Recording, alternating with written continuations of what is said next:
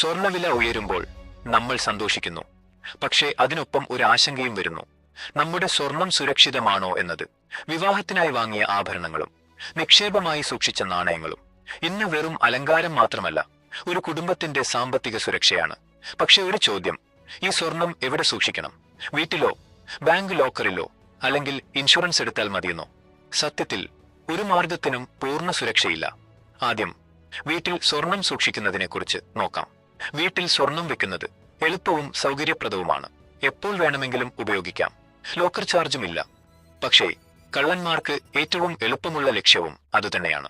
അലമാര, അരിക്കലം, പഴയ ട്രങ്ക്, ഇവയൊക്കെ നമ്മൾ കരുതുന്ന സേഫ് ഇടം. പക്ഷേ പ്രൊഫഷണൽ മോഷ്ടാക്കൾക്ക് ഇവയാണ് ആദ്യം തിരയുന്ന ഇടങ്ങൾ.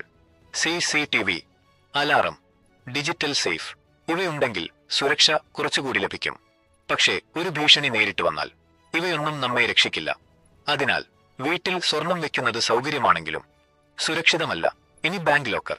നമ്മൾ കരുതുന്നത് ബാങ്കിൽ വെച്ചാൽ സ്വർണം 100% സുരക്ഷിതമെന്നാണ്. പക്ഷേ സത്യം, അത് ഒരു തെറ്റിദ്ധാരണയാണ്. ലോക്കറിൽ നിന്ന് മോഷണം പോയാൽ ബാങ്ക് മുഴുവൻ തുകയും നൽകില്ല. നിയമപ്രകാരം ബാങ്കിന്റെ ഉത്തരവാദിത്വം ലോക്കർ വാടകയുടെ 100 ഇരട്ടി വരെ മാത്രം. അതായത് വർഷം 5000 രൂപ വാടകയായാൽ പരമാവധി 5 ലക്ഷം രൂപ മാത്രം. പക്ഷേ ബാങ്ക് ലോക്കറിന്റെ വലിയ ശക്തി എന്താണ്? 24 മണിക്കൂർ സുരക്ഷ, CCTV, ശക്തമായ വാൾട്ട് സംവിധാനങ്ങൾ. അതായത് ഭൗതിക സുരക്ഷ വളരെ ശക്തമാണ്, പക്ഷേ സാമ്പത്തിക സുരക്ഷ പരിമിതമാണ്. ഇനി ഇൻഷുറൻസ്. സ്വർണത്തിന് ഇൻഷുറൻസ് എടുക്കുന്നത് നഷ്ടം സംഭവിച്ചാൽ സാമ്പത്തിക സംരക്ഷണം നൽകും. പക്ഷേ ഇവിടെയും ചില നിബന്ധനകളുണ്ട്. കള്ളൻ ബലം പ്രയോഗിച്ച് കയറിയതിന്റെ തെളിവ് വേണം.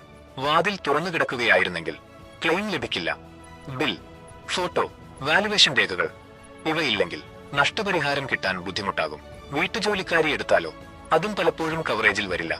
അതായത് ഇൻഷുറൻസ് ഉണ്ട് എന്ന ഒറ്റ കാരണത്താൽ നമുക്ക് അശ്രദ്ധയായി പെരുമാറാൻ പാടില്ല.